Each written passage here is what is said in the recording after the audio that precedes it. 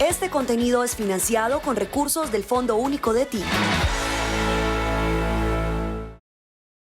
Esta es Medellín, la segunda ciudad de Colombia. Una ciudad escenario de interesantes transformaciones y víctima de grandes tragedias. No han pasado más de 30 años desde que Medellín fue señalada como la ciudad más violenta del mundo. El motivo, ser la cuna de Pablo Escobar Gaviria, en su momento el hombre más buscado por ser el principal fabricante y distribuidor de cocaína a nivel global. Aunque la invitación es a pasar la página, la realidad demuestra que el efecto Escobar no se ha extinguido. Cuando su tumba se cerró ese 3 de diciembre de 1993, se dio vida a una leyenda que 30 años después sigue estremeciendo a la sociedad colombiana. Las voces de esta serie realizarán una profunda reflexión para tratar de entender y exorcizar las consecuencias del narcoterrorismo, señalando las cicatrices que aún duelen. Sabemos que la sanación es posible si no le damos la espalda a nuestra historia y buscamos refugio en el arte.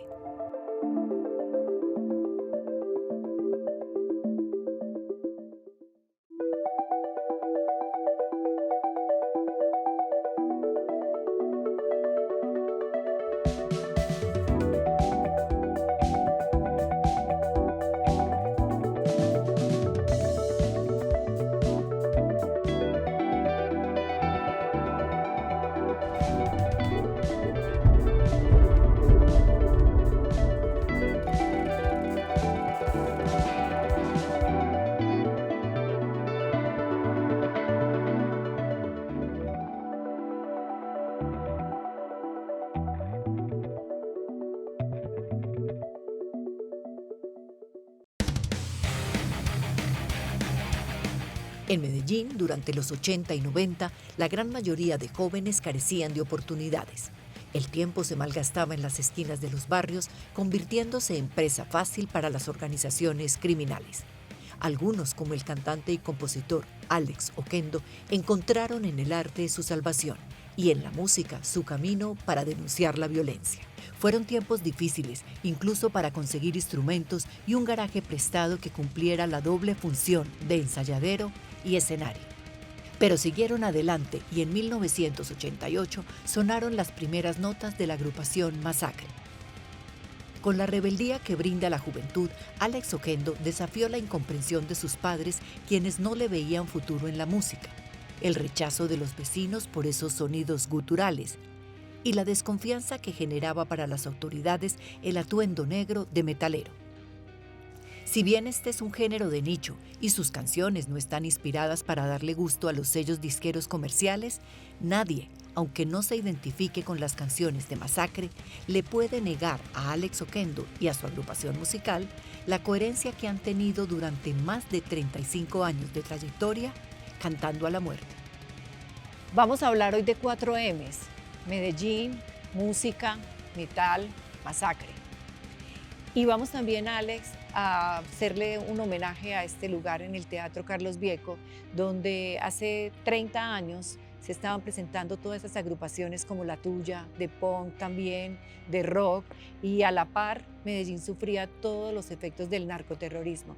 ¿Qué significa para vos estar esta noche en este escenario? Me trae muchos recuerdos, es una época que fue muy difícil y estábamos tratando de buscar espacios donde poder mostrar nuestra música. Este lugar como tal, casi que lo inauguramos nosotros en aquella época y fuimos como la primera banda tal vez de metal que tocó en este escenario. Y para nosotros tiene un gran significado porque fue reunir mucho público, ver todas estas partes de la montaña aquí de la Manga del Pasto llena de público. A veces yo no sé de dónde salía tanta gente y siempre venían. Era un ritual venir casi que cada 8 días a presentarnos o a ver bandas o a conocer bandas, hacer intercambios de cassettes, de discos, hablar con los amigos, reunirnos. Esto tenía su magia, era como un templo del rock y del metal de Medellín. ¿Cómo era hace 30 años, pelo largo, cantando desde una voz gutural, cantándole a la muerte? No era fácil para la sociedad, y menos antioqueña, entender esta música? Nosotros estábamos en un momento muy radical, muy fuerte, pero también estábamos muy entregados a eso porque estábamos en una ciudad, una Medellín, en un momento muy violento. Y nadie estaba protestando ante eso, nadie se sentía rebelde ante eso. La gente estaba aceptando todo lo que venía sucediendo. Y nosotros a través de la música, de la simbología, de las camisas, como esa rebeldía, expresábamos también ese rechazo ante todo eso que estábamos viviendo. Leí por allí que tú decías que tú ibas caminando y la gente se pasaba de acera. Yo pienso que hay gente que relaciona esta música con droga, con, no sé si con satanismos, con una cantidad de cosas, pero hay más satanismo en ciertos lugares burocráticos, políticos, religiosos, sociales, que en esta música. La música tan solo ha sido un escape, como lo es el arte. El arte es una manera de liberarse un poco de esa realidad. Y tú has dicho, la música en aquella época me sacó de la violencia. Nos liberó, claro que sí. Nosotros estábamos en aquella Medellín de que estaban reclutando puros pelados para el sicariato y nosotros estábamos ajenos a todo eso, estábamos aparte a todo eso, estábamos interesados en una guitarra, en una batería, en un cassette, en un disco y no en una moto, no en una ropa de moda, ni en un arma, ni en balas, ni en droga, ni en dinero. Nosotros estamos enfocados directamente era en la música y la música nos liberó y nos sacó de eso. Yo crecí por lo menos en barrios, como muchos de esos jóvenes que estuvimos en esa época, crecimos viendo a nuestros amigos que estaban empezando a oír música, pero que poco a poco se fueron reclutando en los ejércitos de acá del sicariato y una cantidad de cosas. La música nos salvó y yo creo que a través de la música nosotros también hemos dado un mensaje en el que hemos salvado muchas juventudes también. Por lo menos los hemos puesto a pensar un poco. Y cuando también tú decías, estos jóvenes que los iban reclutando para hacer las tales vueltas, ¿cierto? Entonces, estos jóvenes no lograron sobrevivir. Sí, mira que si yo me vuelvo a regresar al barrio donde crecí, yo estoy seguro que el 95% de los que estábamos juntos en aquella época o que veíamos en el barrio, que era el hijo de Doña Rosa, el señor tenía en la tienda, tenía sus 2 hijos, ellos ya no están. Casi la mayoría estaba tentado a eso, a tener una moto, a tener un arma, a que lo siguieran las mujeres, a tener poder, un cierto poder, que no duraba mucho como lo estamos hablando ahí. La música sí nos dio el poder, nos dio la fuerza, nos ha dado la vida para poder contar a través de nuestra música lo que ha sucedido en la Medellín de aquella época.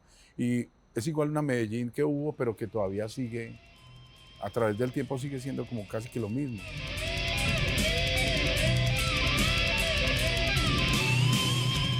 Estamos acá porque este fue el lugar prácticamente donde crecí, donde pasé casi que mi infancia, donde escuché por primera vez mi música. Yo vivía acá al frente de la iglesia. En esta iglesia aquí nos montábamos en bicicleta, teníamos como un grupito de amigos, lo que llamábamos en esa época la gallada. En esta casa crecí, en esta casa estuve yo cuando era un niño, tal vez 6 años, 7 años, aquí jugué con carros. En esa época yo no tenía banda porque tenía 14, 15 años, estaba muy joven acá, pero sí veían que nosotros ya estábamos empezando como a oír música y teníamos como cierto rechazo. A veces nos hacíamos en la iglesia y solo por estar de negro nos decían, se salen de aquí, se van de aquí, y nos tildaban como de demonios un poco. En la esquina un poquito más allá estaba el Teatro Lux y el Teatro Manrique. Y en el Teatro Manrique fue donde vi por primera vez a Kraken, uno de los primeros shows que yo vine a ver. En esa época el rock y el heavy era algo tan novedoso, pues éramos una gran multitud de jóvenes pelados que estábamos iniciando en el rock y que por lo general estos barrios fueron muy rockeros. Ya después empiezan en estas mismas calles a llegar el fenómeno de que empiezan a reclutar pelados para el sicariato, para el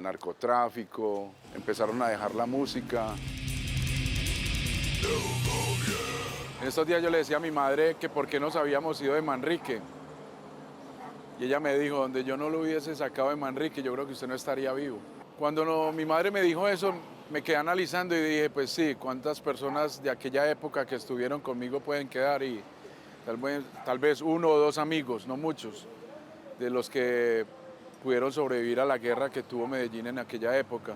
Regresar hoy acá, 30 años después, a donde fue casi que viví mi infancia, tiene como cierta nostalgia también. Haber nacido por estos lugares fue lo que me forjó y lo que me identifica ahora como persona, lo que me hizo culturalmente un músico, lo que me ha hecho formar una banda como Masacre, crear mis letras.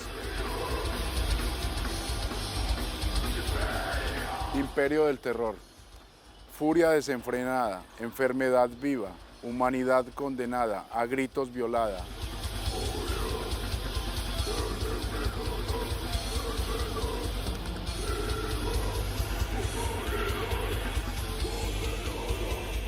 Este es el imperio del terror, las letras con las cuales crecimos en los barrios, las letras donde vimos el dolor, de acuerdo a toda esta realidad y esta violencia que vivió Medellín, la Medellín de los 80, 90, y que hoy por hoy sigue siendo parte de nuestra realidad.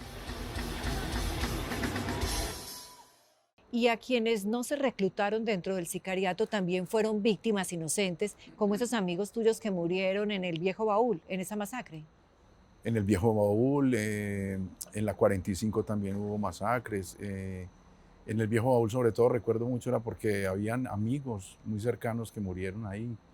Y de inmediato esa noticia, no había internet, no había medios, pero de inmediato se volvía la noticia inmediata y llegaba como al terror de los hogares nuestros, a decir, mucho cuidado, no salgan, mire lo que acabó de pasar allí en tal lugar. Yo siento que ese Medellín, un poco dolido, sufrido, batallado, masacrado, eso es lo que se vuelve parte de mi mensaje, de mis letras. Y tú mismo acabas de decir de ese Medellín masacrado y tu agrupación se llama Masacre. Sale de allí el nombre, ¿lo pensaste mucho?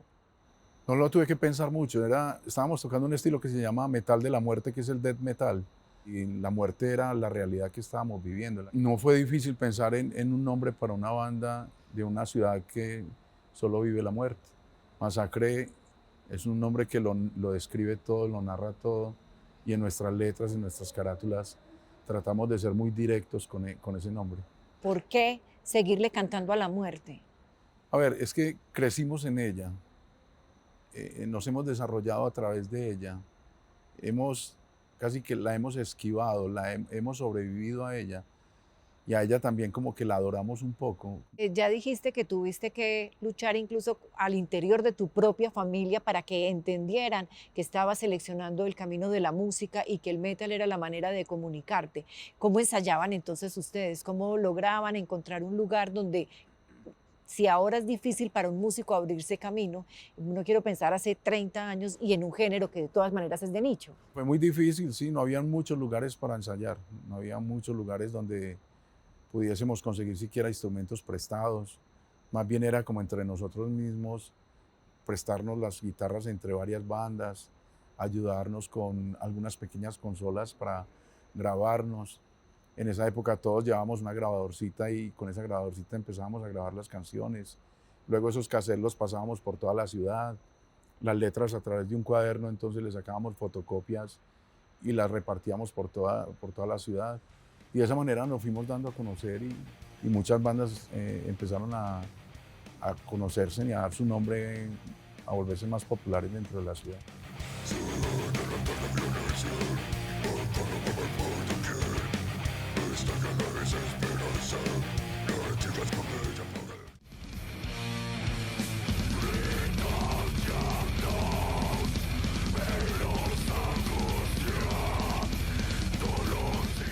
¿Qué más quieres decir de esta canción o de otra que en este momento te inspire?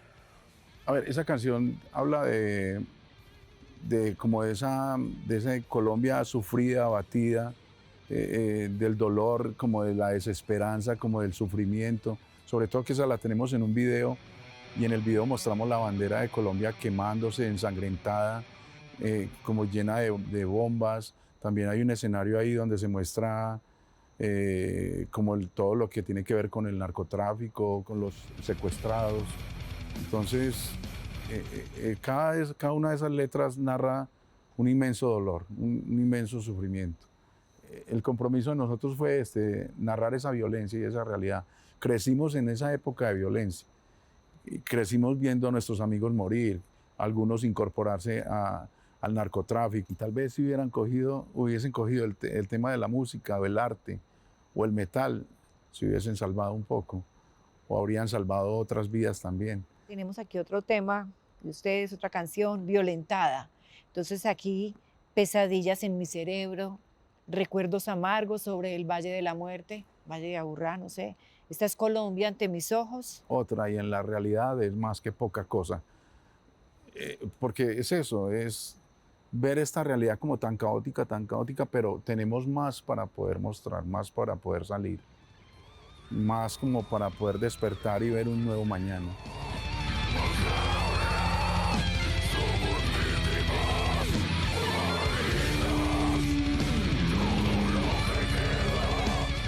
Y ahora que dices ir en contra de lo establecido con rebeldía, hace 30 o 40 años, cuando tú querías ingresar a la música del metal, entonces había allí un conflicto y no era bien visto.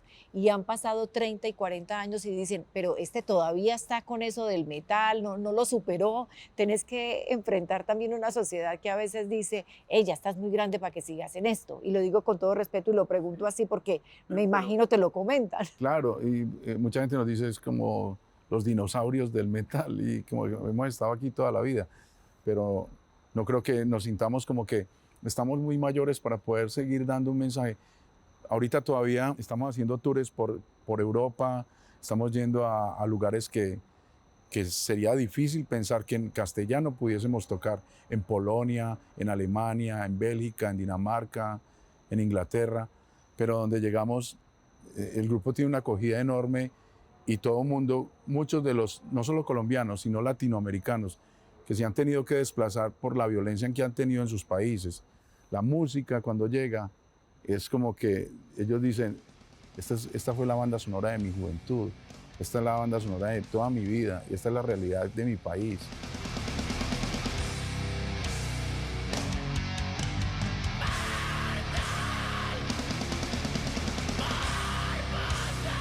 ¿Se saben tus canciones? Se saben las canciones, las cantan, me gritan y me dicen, por favor, vuelve a tocar Éxodo, Brutales Masacres, Cortejo Fúnebre. Son canciones que puede ser un venezolano y la va a cantar ahorita en Hamburgo, en Alemania, cuando estuvimos.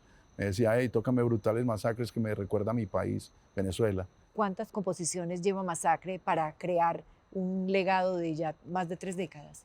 Son más de 7 álbumes, más de 40 canciones, estrofas, letras, párrafos, nombres de canciones, carátulas, camisetas y una cantidad de cosas con las que la gente se siente identificada y siente como un pedazo de su tierra ahí en Alemania, en Polonia, en Dinamarca, en cualquier parte del mundo.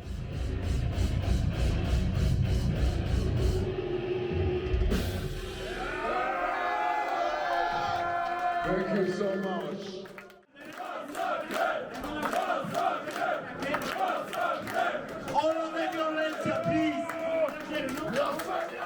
Bueno, y ya hablamos de Masacre, música, Medellín y metal, 80s y 90s. Vengámonos para el 2023.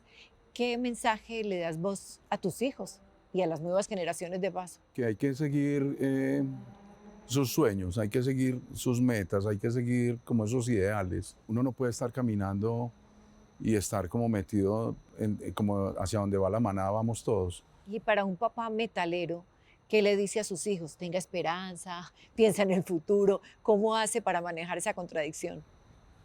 No, mis hijos saben lo que yo canto, lo que yo expreso, lo que yo soy, a veces me dicen que soy muy radical en mi pensamiento, pero sí trato de que ellos vean en mí un ejemplo en que por lo menos cogí la música y el arte y no me derivé en esto para excusarme y coger drogas y coger otro tipo de ambientes, sino como a través del arte poder expresar la realidad. Hay gente que lo puede hacer a través del deporte o a través de la literatura o de la pintura o tantas cosas con las que uno puede expresar y ser honesto con eso.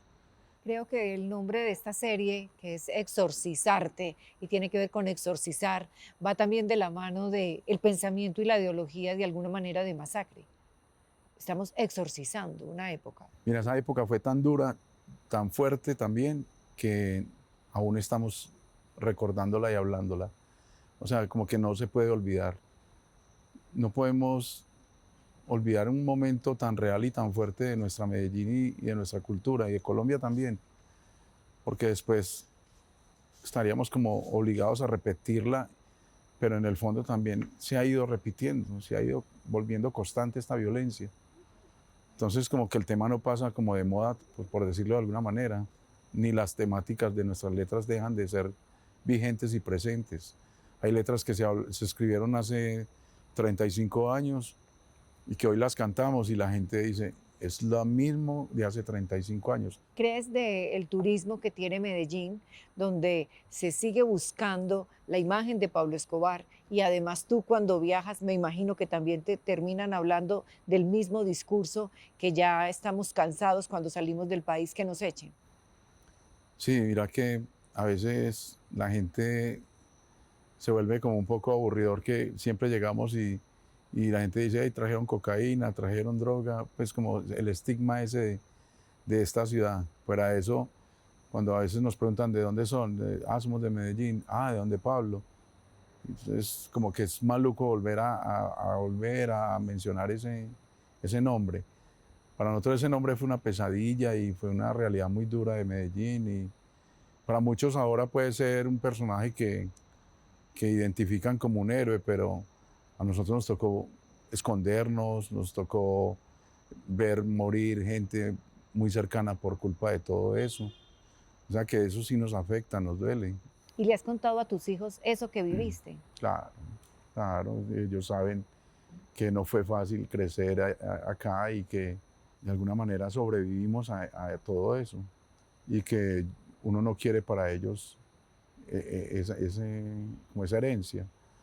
Porque nosotros cuando empezamos, estábamos muy jóvenes, pensábamos que la guerra no iba a ser tan larga, ni se iba a perpetuar aquí 30, 40 años. Y ya estamos viendo que si morimos, esta guerra sigue. ¿Cómo cree que puede exorcizar esta ciudad a Pablo Escobar? Nosotros, de alguna manera, con la música, con el mensaje, hemos logrado cambios. El mensaje ha sido muy violento, pero le hemos quitado soldados a los violentos y los hemos metido a nuestro ejército de música. Alex, y estamos hablando de esa Medellín 30 años después. ¿Cuál es tu análisis y cuál es ese paso del tiempo que ha tenido y ese efecto que puede haber tenido esa imagen de Pablo Escobar que sigue vigente en esta ciudad?